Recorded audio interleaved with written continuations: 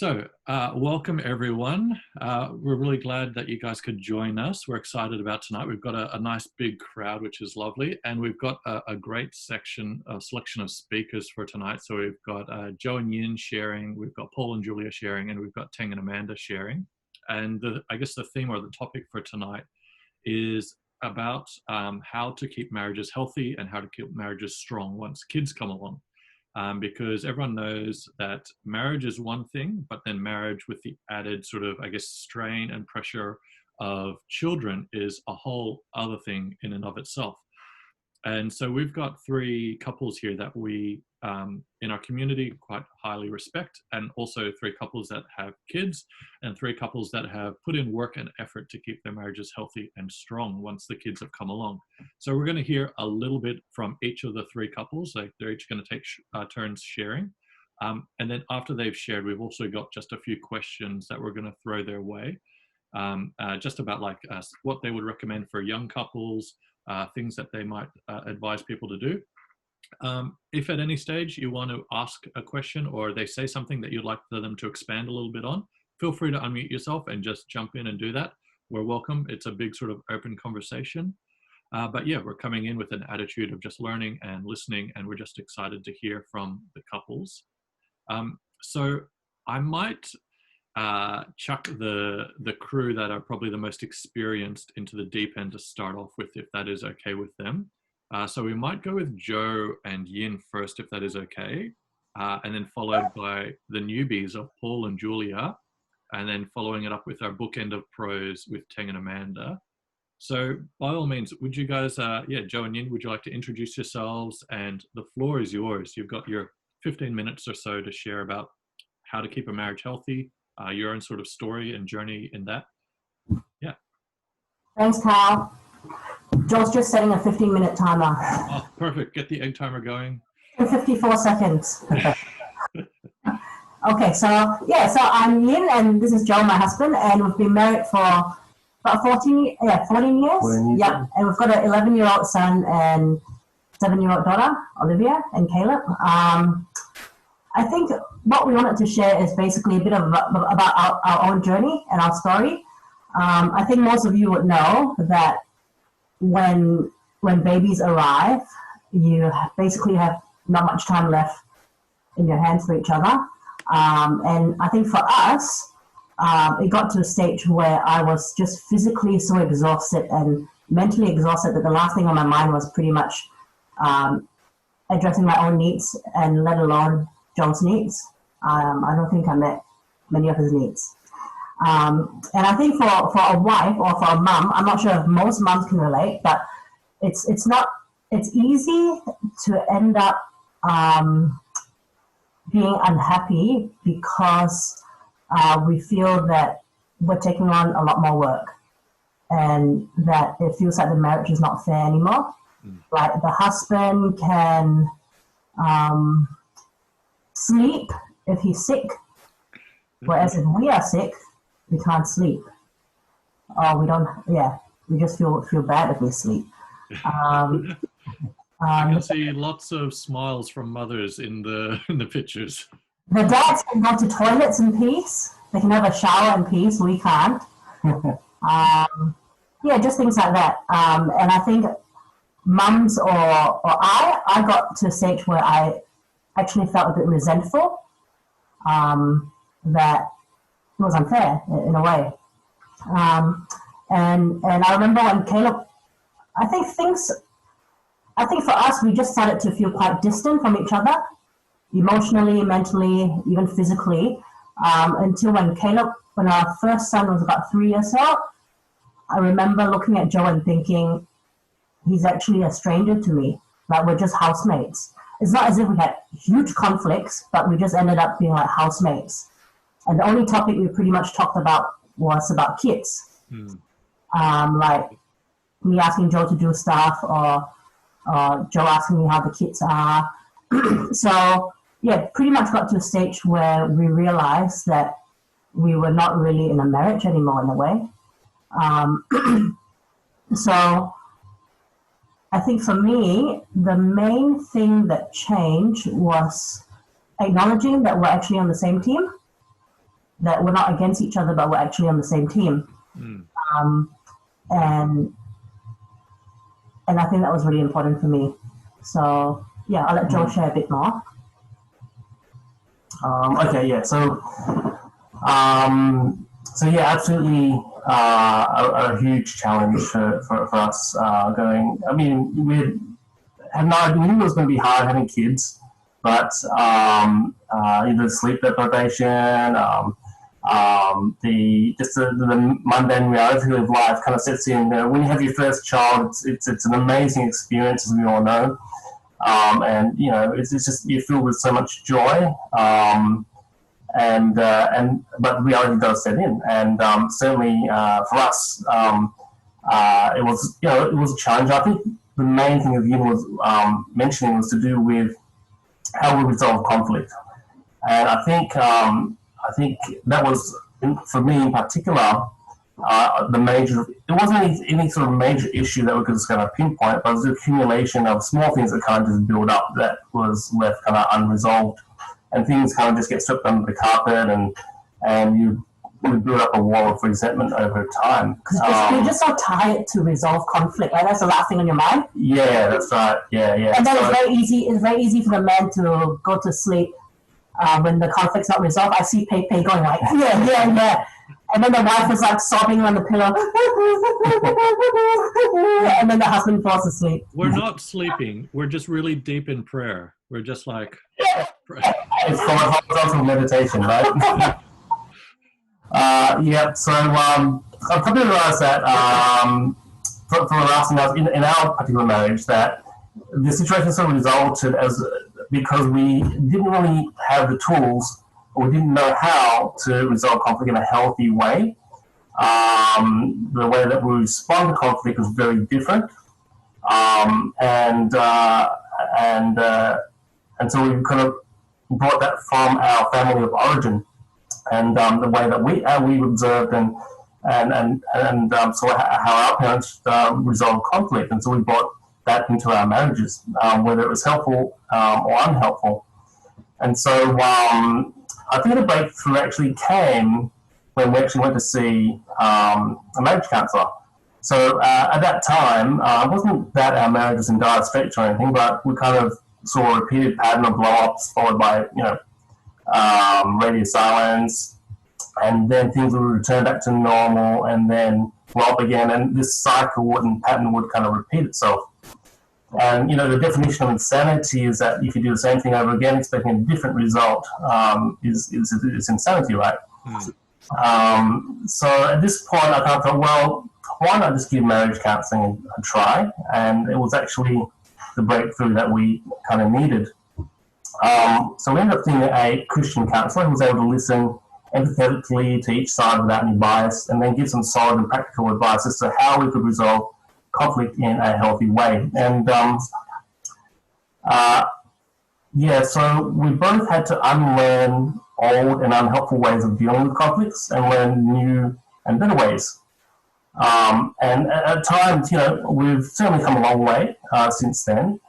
And but at times we still kind of revert back to that old learned behaviour, which we used to do.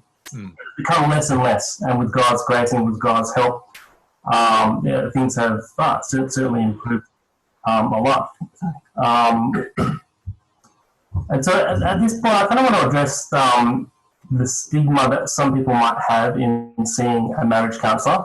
And I just want to say that there is no shame in going to see a marriage counsellor. Just as you see a GP to check your health, there are times when your marriage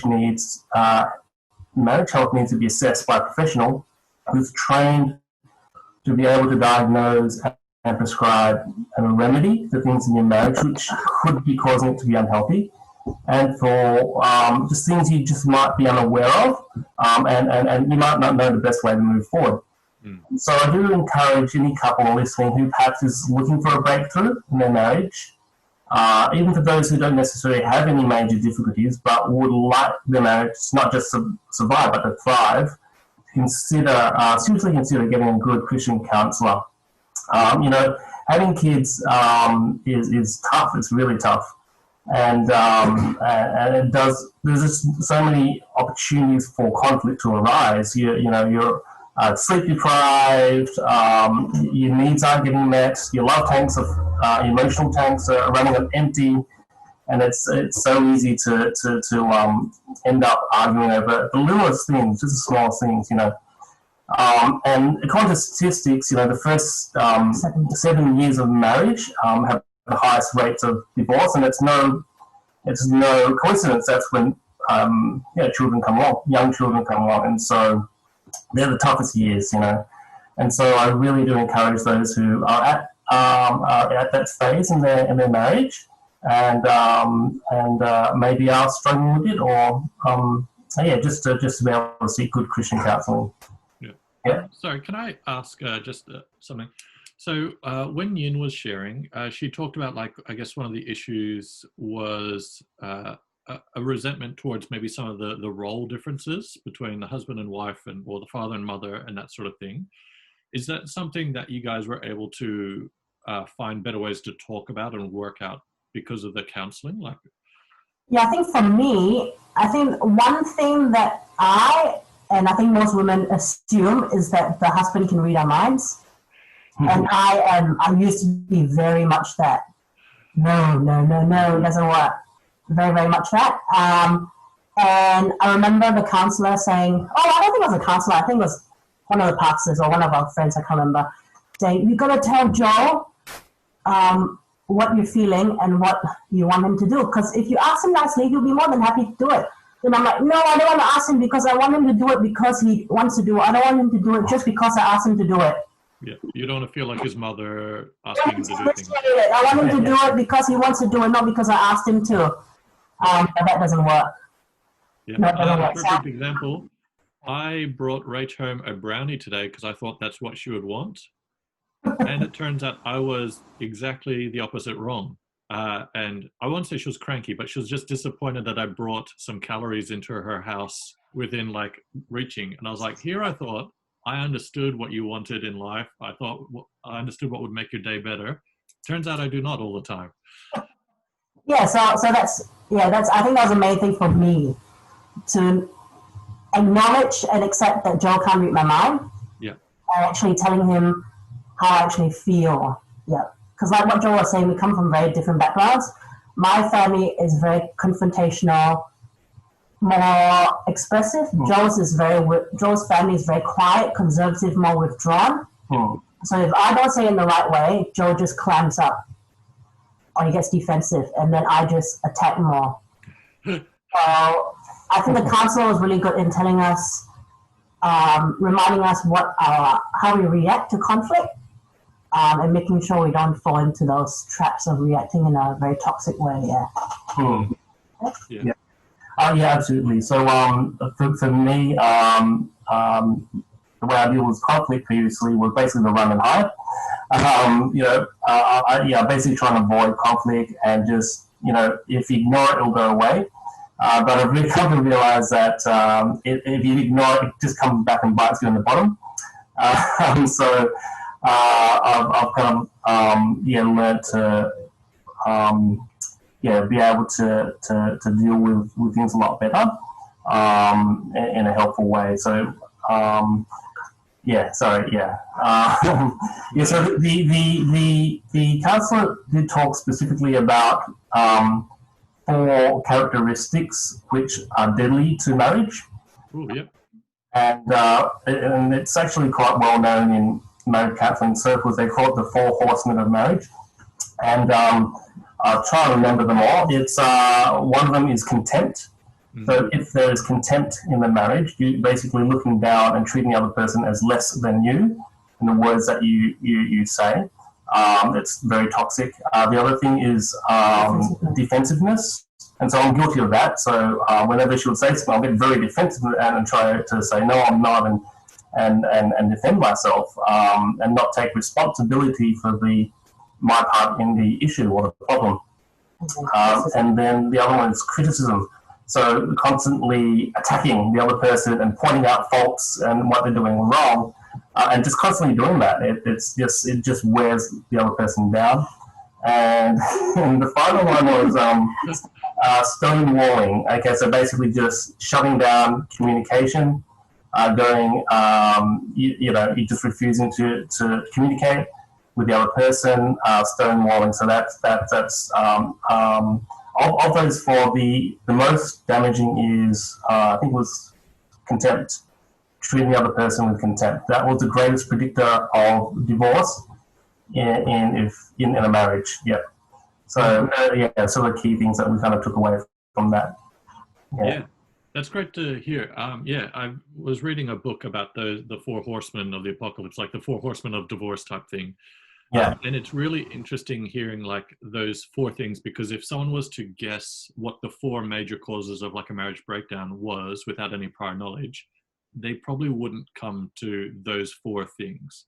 No. But then when you look at them, all of them are actually just like the breakdown of a healthy relationship. Yeah. Like they're not so much like an act that someone has done. It's more like they're all things that start to break down any type of healthy relationship. And it's the breakdown of communication, and it's the breakdown of a desire to fix anything that's wrong in your relationship. So that's absolutely. really and often people think that if a couple fights a lot, then their marriage is not going to be successful. But actually, it's not the frequency of the conflict, but actually how well they're able to resolve that conflict. Mm. Yeah, so if they're able to do that because often people will say, "Oh, we don't fight. Our marriage is great because we don't fight," but that just may mean that issues just aren't getting resolved. And so you got to be careful of that. Mm. Yeah. 16 seconds. Beautiful. Well done. That is wonderful. We could easily have easily spent the whole night sort of, I guess, debriefing and digging into what you guys have shared. And by the way, this will be put online to be watched and looked later. So if you have missed some of this, don't worry. The gems are all there. But we do need to keep the night moving. So thank you, Yin and Joe, for sharing. And also, thank you for sharing quite personal stuff. Like you did mention the counseling and some of the stigma that comes along with marital counseling. And it's really cool to hear like couples publicly advocating that it's a really good thing to build a healthy marriage, to like have someone with a bit of professional knowledge speak into it. So it's just not your sort of own ideas and your own experiences speaking into it, but an outside professional source bringing some life and clarity into it. So thank you very much for that. Now we get to also have the pleasure of hearing from the wonderful Paul and Julia. So if you'd like to also, I guess, introduce yourselves a little bit more and tell us a little bit about yourselves. You guys have roughly the same amount of time. We'll definitely have a timer on though, so be careful. It's all right, we've got one too. Hi everybody, my name is Paul and it's Julia, and she'll introduce a little bit as well. I guess it's helpful just as we share to sort of know our background a little bit. I guess we've been married for, I'm going to use the next year's countdown, which is 20 years. So we've been married for 19, but hitting 20 years next year. Just a little bit tad older, but we've got 3 kids, a 15-year-old, a 12, and a very close to 6 next month. So a good range of, at some stage, I think my poor wife had to be going to a kinder, primary, and high school every day in a school period. So, so there's a few different things we like to run in parallel. But, we've been married for 19 years now. And I guess one of the things, that caught, I suppose the title, how to keep marriage strong. I think that's a really tricky title, because I think we can never say that we've got a strong marriage, because when we start to continue to just have that mentality, we cease to stop to learn, to grow, and to know. I think the biggest enemy that we have in a good, great, and strong marriage is actually complacency. And that has also implications whether you have kids or without kids. So I think one of the things I will talk about, and I'll pass it to Julia later when I go through this, is I'll talk about one of the biggest things that come with kids. And this is many years ago. If you keep it, 15 years ago, when we first had our first child, it's a shift of priorities. That's the first thing that will be the biggest shift. And that covers many, many aspects of it, from the smallest thing to the biggest thing. So if you see all the little, I like to call them, refer to them as big rocks and small rocks in your life, you have many of these rocks nicely arranged before kids. You're like, oh yeah, the blue ones go here, the small one goes underneath the big. It's all perfectly arranged every single day and all working to its own form. Yeah. But when the kids came, they love to throw it at it. They'll pick a rock and they'll start throwing it. Everything that you plan for has gone out the window, really. So priorities is sort of what I want to talk about, I guess, personally, to look at as well. And it has a bearing on what we did. So before kids, we were both working and know our places with very similar goals, similar hobbies, similar interests as well that we do. But when kids came, we've made a very conscious decision to have Julia commit to be a homemaker. And I think today it's very difficult to sort of differentiate the role, especially more and more parents are actually forced to work, both parents with kids. And we made the decision actually many years ago to say we will do this for quite a few different reasons. One of these is actually clarity and focus on our kids. So, and I continue to work during that time, and she's continued to be a stay-at-home mom. And so our roles actually start to be so different. It's night and day. My 8 to 6, it's completely different to her 8 to 6. What I see are priorities. Again, I use that word quite openly in terms of my preference of what I like to do, what's important on a day-to-day basis, and general direction on what is important to us as a family, believe in God, family values. Some of those things stayed pretty much intact for me, because the changes for me from having my first child is actually not significant, because everything seems to still operate very normally. But for her, it's a complete change of everything. So I think that's the first thing that we went through, and very little, we spent very little time actually consciously even thinking about it now. But as we prepare for this, I then look back and go, I never knew how hard it hit the differences in our marriage until a little bit later, when, about a year into Emily's like 15. So first year in really going through that time and looking back, it was quite a lot of challenges in terms of, you got to understand as well, both of us are the eldest in our family. So we soldier on, like we're the ones that keep going, pressing in, and we don't ask questions. We just go, you know what, that's a barrier up here. So for you guys who are eldest in the family, who seems to be the one that, charging the way, you will deal with having kids very differently to someone who is actually maybe, who's more open to take instructions or opinions. So both of us are eldest in our family. So when she'd take the role and she went with it, I took my role, I went with it. Very little that we had opportunity sometimes to talk about actually what's there. I think that's one of the things that is a challenge. Yeah. How we talked about that during that period of time was, we realized very quickly that we really need to give ourselves the benefit of a doubt. We will make mistakes. We have made mistakes. And instead of going, hey, that is your job, and I'm this job, because we're completely different. And remember, at that time, we were having very, very different roles, even though we're husband and wife. So we work at what we need to do, but we quickly realized that one of the things we have to learn is to give each other the benefit of doubt, and that we are both on the same team. I think, Joe and you talk about that a little bit. To actually say, no, actually, we might be very different from our 8 to 6 every day, but we're actually working towards the same goal. And what are those small things that, for example, when I'm working, I'm actually earning for the family, I'm providing, doing the same hour when I'm doing that, she's feeding a child, she's looking after the home. It's working towards the same goal of building a life. So to find the commonality that's one of our child making a lot of noise if it's interrupting you, that works together towards that goal. Could you explain what giving each other the benefit of the doubt might mean for you, or might? So I'm trying to think of a practical example. It's been so long. One of the things I remembered, and Julia can jump in, was I think at the point in time when I came back from home, from work back to home, and my first instinct is to go, oh, it's got such a stressful day. I'm gonna just chill and relax. And she will come out literally going, "What are you doing? It's time for you to start working." And I go, "Why do you not understand this situation? I'm working hard out there."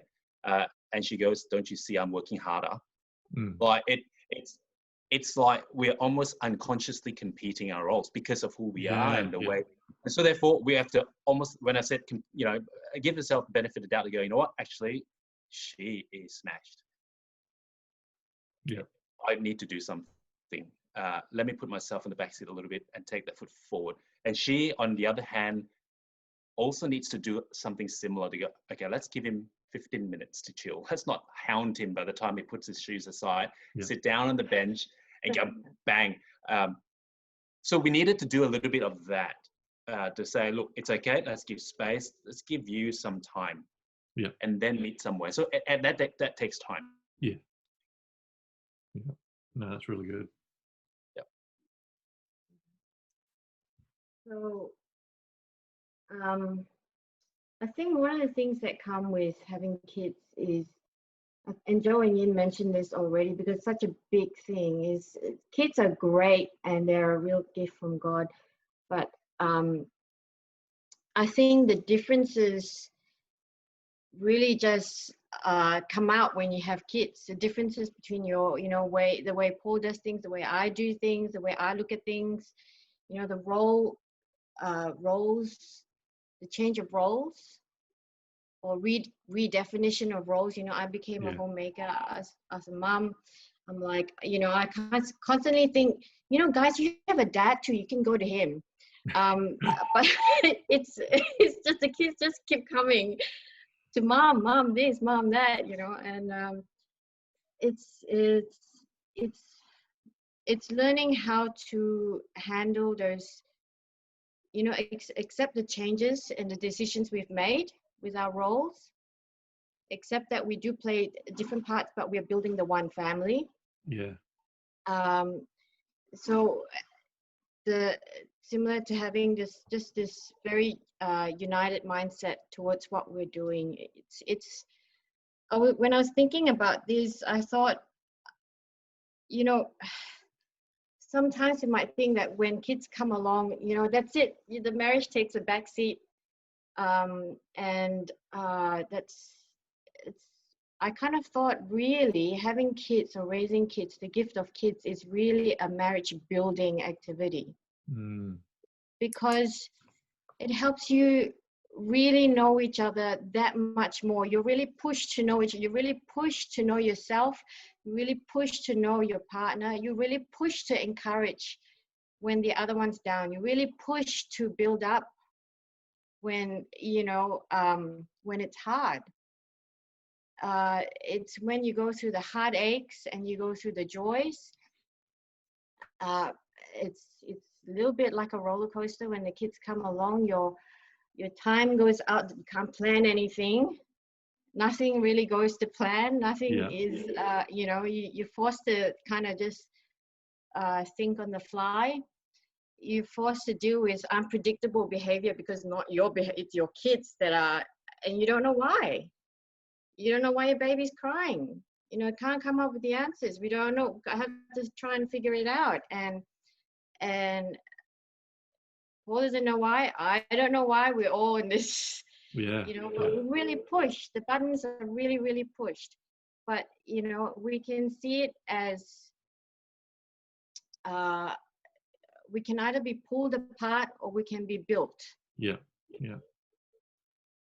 Really, so, and really have to work hard with, communication is so important.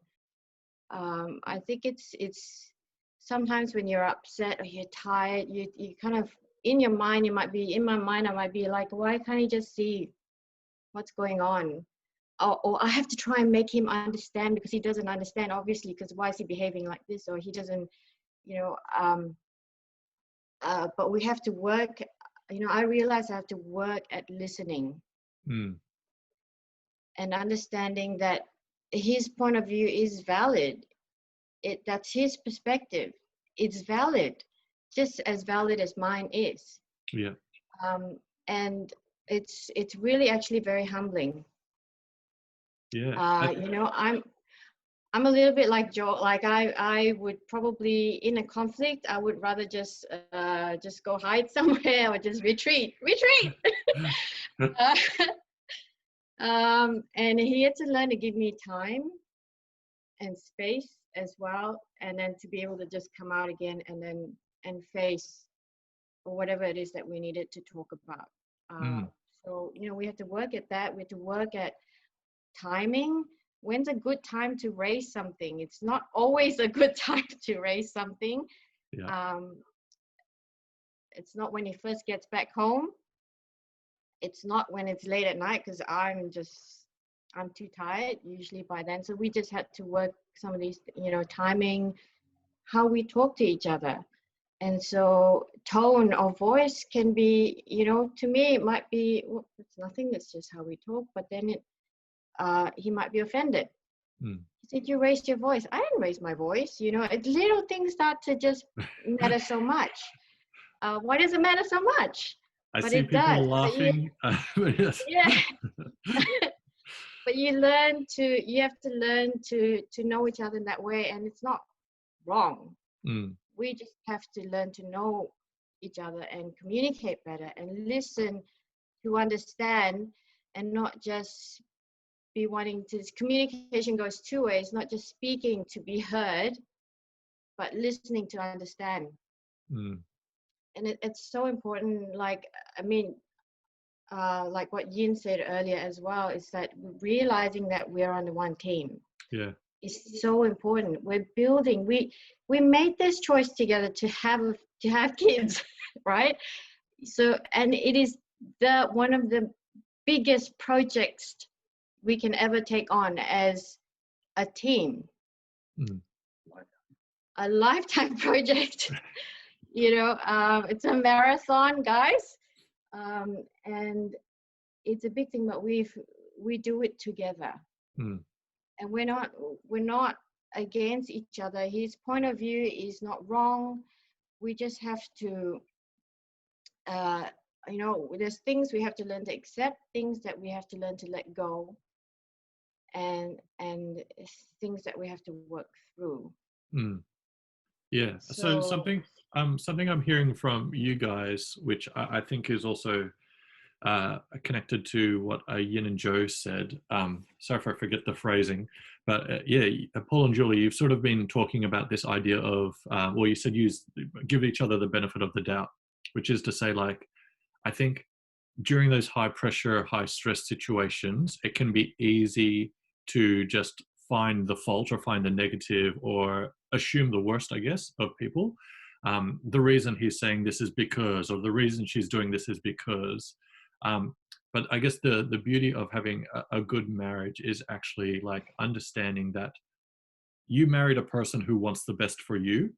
And if there's something that is maybe grating or causing a bit of friction, it's probably best to have a good conversation about why that is, as opposed to assuming that they're doing something to just push your buttons, or they're doing something to be conniving in some way. Like, I don't think most people go into a marriage with the hopes that they're going to be really mean to the other person. They go into this marriage hoping that they can actually be good for this other person. And so if there's something that is being taken in a negative sense, what I'm hearing from you guys is actually, it probably is a whole lot of hard work involved, but I need to start viewing it through a lens of, I know my wife doesn't want to hurt me. I know the mother of my child doesn't want to hurt me. If it is hurting me in some way, I probably need to just do a little bit of digging as to why that is. And it might be something that I've misinterpreted. It might be something that I've misheard. It might be something that she needs help with that I'm not doing, is what I'm hearing from you guys. And also I think Jonian sort of touched on that a little bit as well. Yeah, definitely. I think we forget, we somehow think everything stays the same.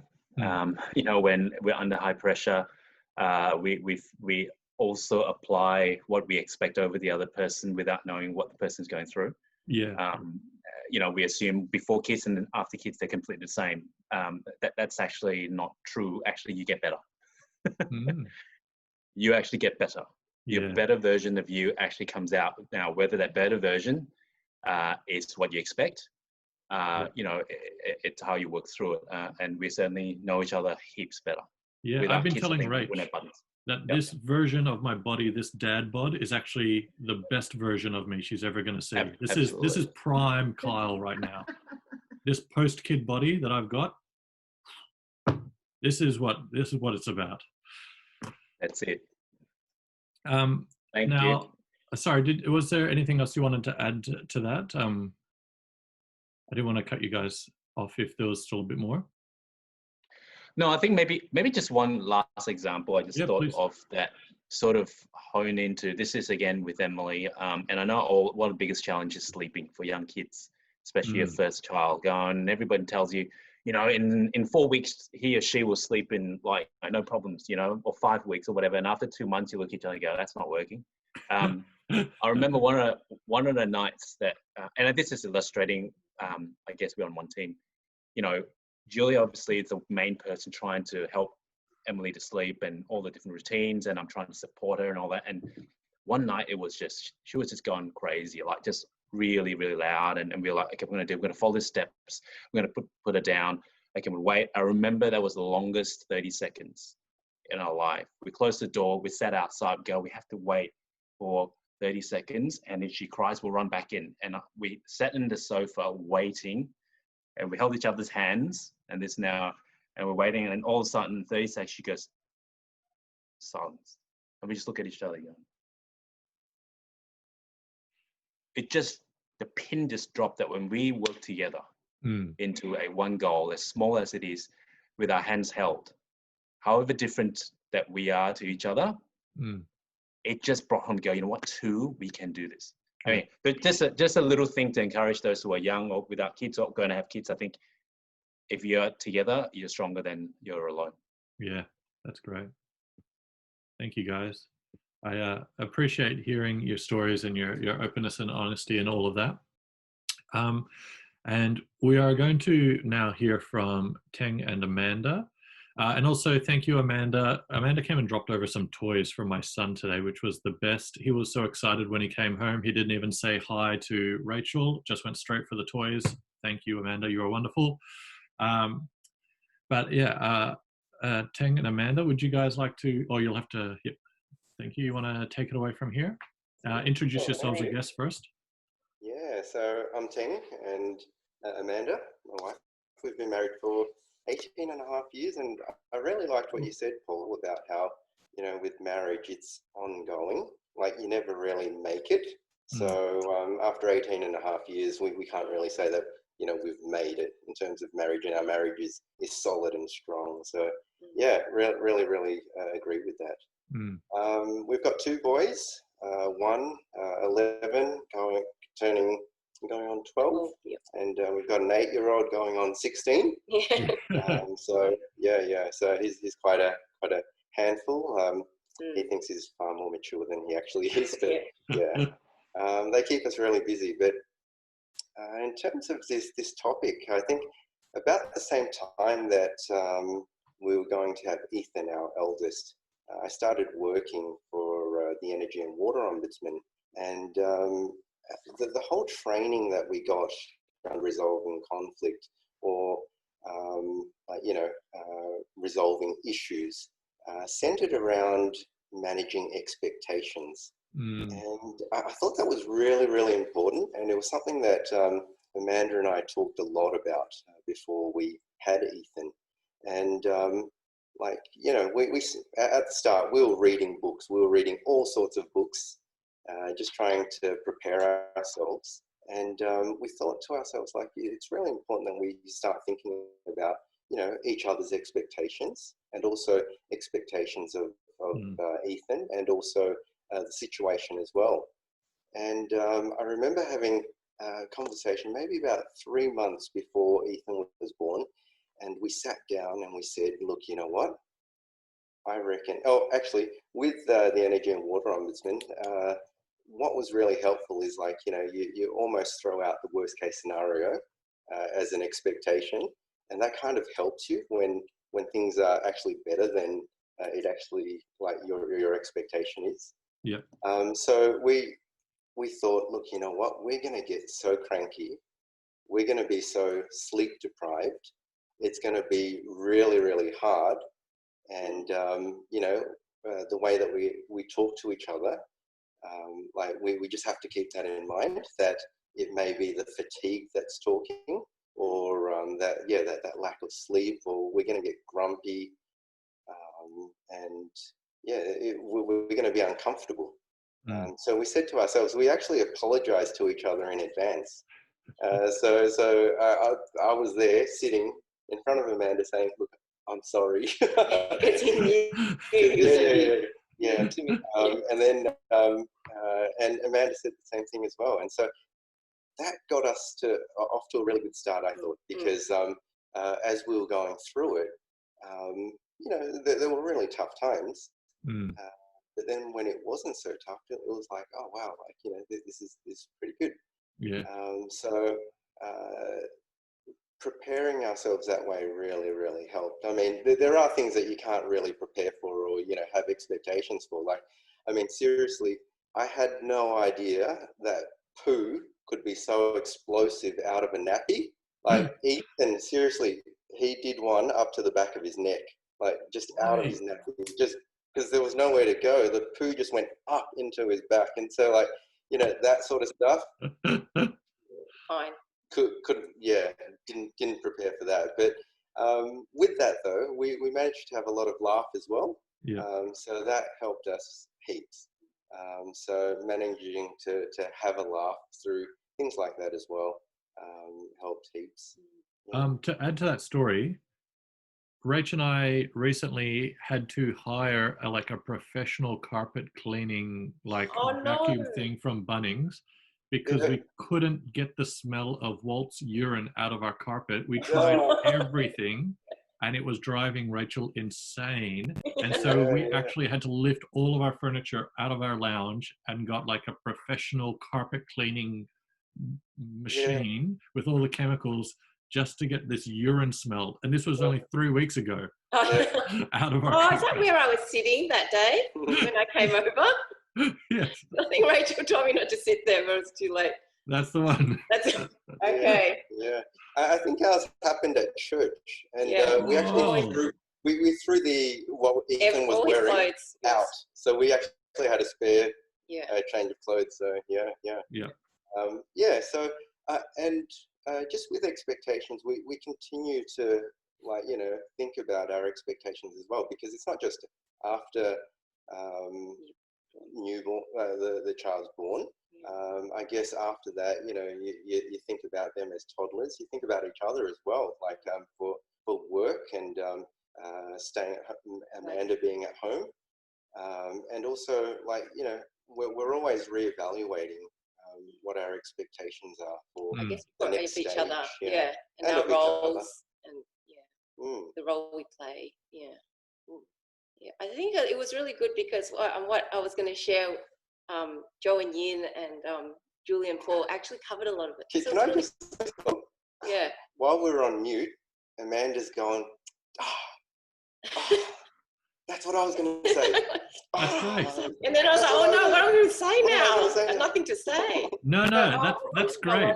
I think that emphasizes that there are some core issues that almost every couple are going to face. So I was going to actually, one huge one was what you kind of summed up about how your spouse actually wants the best for you and for your kids. And I was just going to share an example that I think this happens more so for women, but a father thing too. But I think when you become a mum, you become quite, it becomes almost part of your identity, and something that you can either be very proud of or insecure about. And in that way, it becomes kind of like a very sensitive, soft spot. So when someone talks about your maybe how you parent or mother, you can actually get quite defensive. So I remember once I made Ethan, our eldest, was a very fussy eater, like extremely fussy, and so it was really hard to cook food for him that he liked. But I remember once I had he didn't like it, but Teng just came along and said, "Oh, he doesn't like your food." And for him, it was just like a fact, because obviously he didn't like my food because he was spitting it out. But for me, all I could hear was that, "Oh, you're a bad mum because you can't cook food that your child would like." And so I think what I really learned, I mean, what we both learned, I think, as well through this kind of course we did called Ancient Streams, Ancient Paths, yeah, is that I think Ancient Streams, you know what? I can hear you laughing, Yin. Because it's another course we did called Cleansing Streams. No, but what I really learned is that women actually, I guess they hear it differently from men. So Teng is actually very factual, and he says what he sees. You know, but for me, I hear everything he says to me in a very relational way, in a very deeper way. And I think that's a huge thing that I learned, that I shouldn't really take it that way. That everything he says is not actually meant to be it's not meant to sound that way. And for him, he's also learnt that there are certain things he can't say to me because I'll take it a different way, a deeper way. And I think that was a huge thing in our marriage. And we didn't really get, I don't know, it didn't seem to be such an issue until we had kids. And I think it's because before we had kids, you know, he had his job and the things that were in his kind of like domain, and I had mine. But now we had this mutual thing, like Julia and Paul were saying, that we had to kind of team up together to kind of, you know, work on. And so I think that was a huge thing for our marriage, isn't it, in terms of communication. Another thing I probably wanted to talk about in terms of how that's helped our marriage is that just having community, just having other, you know, couples to journey with. I mean, like, quite a few of them are here. And like just to talk to chat with, to go on holidays with, to hang out with, like I read this article about how it takes about 13 million calories to raise a child. And they were saying how, like, when you have other people to help you with that, then, you know, that's obviously halved or lessened. And so just raising each other, I mean, helping each other raise each other's kids. I think it's also... I think just on that point as well is if you isolate yourself, it can become a bit dangerous, I think, because you've only just got each other. And if you're going down the wrong path, you know, you've got no one else to kind of look out for your blind spots, I guess. So having other people there that you trust and that you respect to watch out for your blind spots as well has helped us. So we've got a lot of thank yous to hand out to our friends to help us along our journey. And I think just, you know, we've gone on a few, you know, date nights where it's just the, like, parent, you know, like all of just the, like, obviously parents, but joint date nights, and it's just been really nice, you know. So I think that's really been something that's helped our marriage after having kids as well. And you can whinge to other people about your kids as well, and that helps heaps. Oh, it helps like so much. To share that, that burden, that kind of, like, you know, and then you can whinge about your husbands. What? There'd be nothing to whinge about with Teng. So two things that I heard. The first one was raising a child burns so many calories that I don't have to worry about exercise. So that was the first one I heard. So I'm looking forward to that when that kicks in eventually. But the second thing that you mentioned, Amanda, was I think parenting can easily become part of your identity. And so therefore any, I guess, failure in your parenting or any knocks on your parenting are therefore an attack on you or a failure on you.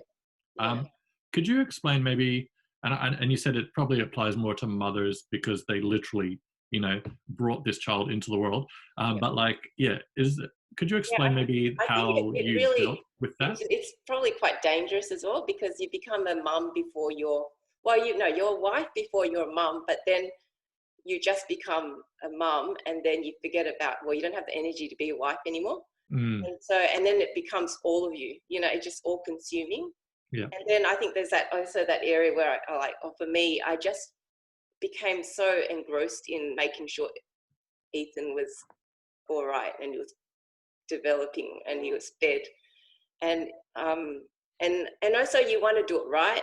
And so anyone that kind of questions whether you're doing it right, because you're already not sure whether you are or not, you get extra defensive and worried about it. And so, I don't know, maybe it's just me. Yeah. But I think it's quite a mum thing. And then kind of like what I think Yin was touching on, you look at the husband or the dad, and then you see that they are kind of like able to sleep so soundly, and they don't feel as worried, and they don't feel as anxious, and they seem to be able to kind of they don't have that separation anxiety, and they can go to work fine without appearing like they miss the kids and all that. You start, I guess, feeling resentful and a bit like, I wish I could have that freedom, you know, and be kind of able to think that way, but then you can't. I think I was talking to Juliet about it a while ago as well, how you want that time from your kids, but then when they're not with you, you kind of miss them so badly. So you're kind of conflicted, like all the time. Yeah. So, so it's a funny place to be, but at the end of the day, of course, you'll always choose to be a mom. Yeah.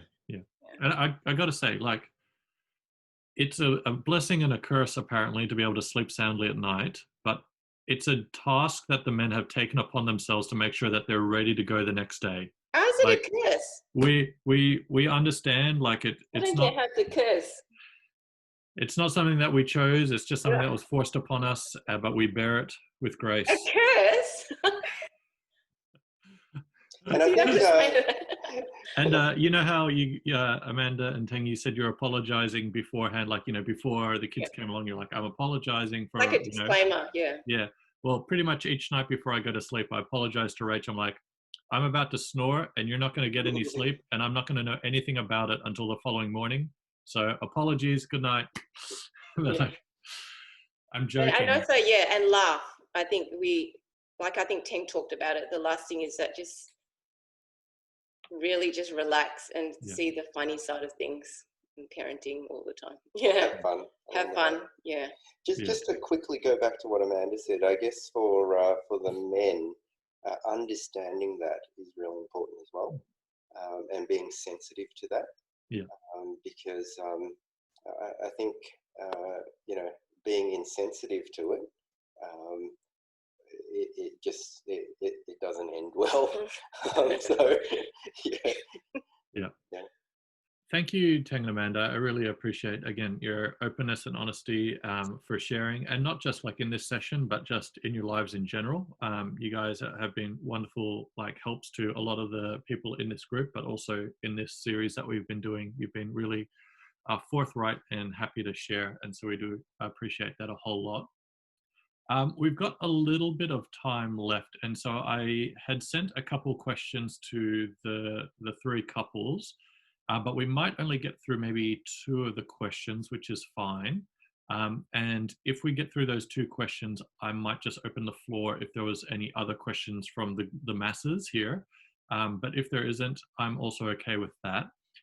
But the first question I wanted to put towards the trio, and you guys feel free to unmute yourselves and jump in, would be, what advice would you give to young couples that haven't yet had kids and are probably looking to have kids? I'll say just one thing.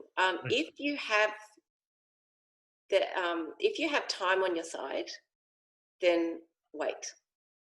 If you have time, because we had, I think, like you guys, we had a lot of time as just a married couple, like 6 years, 6-7 years. Yeah. We had 10 years. 10 years. Wow, you beat us. Yeah.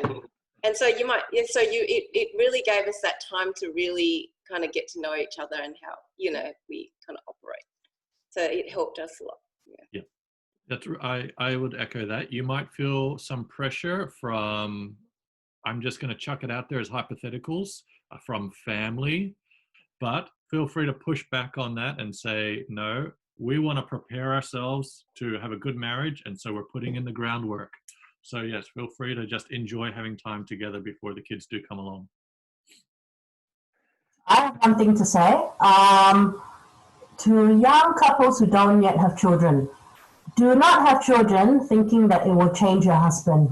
Also. I thought you were going to end it by just saying, do not have children. Full stop. Do not have children thinking that it will change your husband or your wife. Yeah. Save your marriage, because it will not save your marriage. Yeah. Yeah, I was going to ask this. Are you sure? It's the first question I asked. If anyone is saying should they, but I guess one thing was, I think use the time wisely before you have kids. Really to set up those. I started with priorities. Those unmovable priorities, and those priorities are movable. Just to establish some of those things beforehand when you're sane, when you can have a proper conversation. And where you have the time to actually establish those ground rules, and you know what, you're a family of two. A lot of us think when we get married, we're not a family. We only become a family when we have kids. Yeah. I don't think so. I think biblically the first family is husband and wife. That's created, and kids are given and added and birthed later into the family. And so therefore, I think the concept of you having a children to be a family, I think it's probably not, I would encourage you to think the other way. We are a family of two. How do we live as a family? And then when your child is added, it is added to the family. It doesn't become a family when you have a child. Yeah. I would say my advice to couples that don't have kids would be, do not talk to couples who have kids about how tired you are. They do not want to hear how tired you are when you do not have kids. If they weren't as polite as me, they might listen empathetically, but inside they just want to tell you to shut up and go away. That would be my advice. And sleep in as often as possible. That's my advice to couples that don't have kids. Enjoy those moments. I guess the next question I would like to ask you guys is, what advice would you give to friends of couples that have young kids? So if you know a family who has young kids, what is something good for us to know?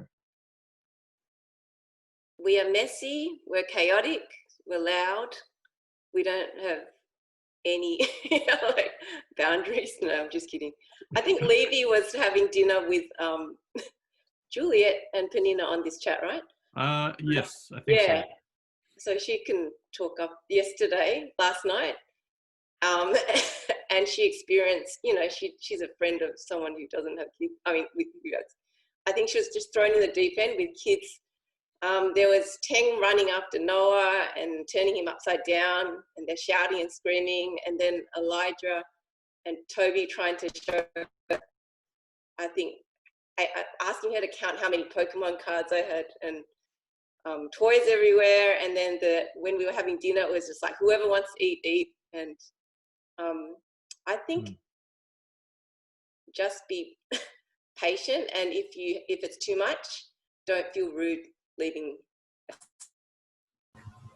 Hello. I think one of the biggest advice, which Teng and Amanda kind of covered as well, but I want to emphasize, is finding your village, because it really takes a village to raise a child. And I guess Joel and I are just really blessed that we have a very tight-knitted village, like particularly with Teng and Amanda, Tree and Rachel, Kit and David. And with Teng and Amanda, we actually came together and we almost had a contract. We actually sat down and said, we give you permission, and Teng and Amanda said to us, we give you permission to rebuke us if we're doing anything wrong in our marriage or in parenting. We actually gave each other permission to speak into each other's lives. And I think that's very special. It's almost like a contract. And I think it's important to find your village, your friends who are able to tell you the truth. Like, for example, I can vent to Amanda about Joe. Joe can vent to Teng about, but for them not to add fuel into it, but to really actually speak the truth into our life, saying, oh, Yin, you shouldn't have, maybe this is what you have done, try and understand, blah, blah. I think that's very important, and that's what I really appreciate. So, I think that's really important. Yep. No, that's really good. Well, if you are a friend to a couple with young kids, the biggest thing you can do is to offer time to relieve them, if you can, especially when you're traveling together and the kids know you. That would be the biggest and the bestest present you could give a family, even for a couple hours for them to go out to the shops and buy something from the shops back home. Not even talk about date night or anything like that. Just just do that. You'll be the best friend ever. You can claim all your cookie points later on, but that's the best thing I can say. Yep. I'll definitely second that in the sense of getting to know their kids. If you have a friend who has children, getting to know their kids, I think, is really, really important. And I think it really speaks volumes to the level of your friendship as well, that you're willing to spend time with this little person that can be frustrating and loud and annoying and all those wonderful things, as well as, loving and kind and caring. But you're willing to spend time getting to know this little seemingly, blob of nothingness, because your relationship with the parent is valuable to you as well. I think that really does speak volumes. Now, I do want to open the floor up in case people would like to ask some questions of our saints up here. We do have a little bit of time left. So I don't want to miss the opportunity in case you want to ask something of them. The floor is yours. I can see some people laughing. No, that's totally fine. I will say, while people are maybe thinking of some of the questions, I know the discussion here sounds like there's a lot of challenges which can be interpreted as a negative. But I think if you look at any of these three couples and their families, you would see that the children and the family that they've created actually bring an incredible amount of joy to their lives. And they've just wanted to take this time to be really honest about some of the difficulties that come with that joy. I don't hear any of these guys ever talking about regret. I don't hear these guys ever talking about reminiscing about the good old days compared to the terrible days that they're now experiencing. What I'm hearing is three couples saying, hey, this is a really amazing journey that some couples get to experience. And it's on our heart that we want to make sure that you do the best job you can and have a really healthy marriage around that experience. So in order to do that, we need to enlighten you of some of the difficulties that are going to come your way, because the good times, they're easy. You don't need us to prepare you for the good times. What you need us is to prepare you for the realities of the challenges and the stresses that come with having kids, because that's what's going to probably test you the most. Or as I think Paul and Julia were saying, they're potentially the times that are actually going to bring you together and help build your marriage the best. And so I think these couples are not here to scare you off having kids. They're here to prepare you for the joys that it can bring, with the knowledge that some of the joys are actually really hard work to achieve as well. Any questions for our wonderful trio? I've got a question, Alice. Hey, Alice. Hey. So a lot of the examples were of how hard it was when the kids were really, really young. Does that mean it gets easier? Because we have a 12-month-old. Does it get easier? Do we get more time for ourselves? And does it get better, or is it just different? Please tell us. I think it only gets easier if you make an effort. I don't think it gets easier, honestly. I think you'll get worse if you don't face those challenges and work on those challenges, and talk about it, I guess. Yeah. What do you mean by easier? Easier as in easy to manage? As in I think because like in the last 12 months, we've had one date without a child in tow, and I think I've managed to cut my hair once and go to the dentist once.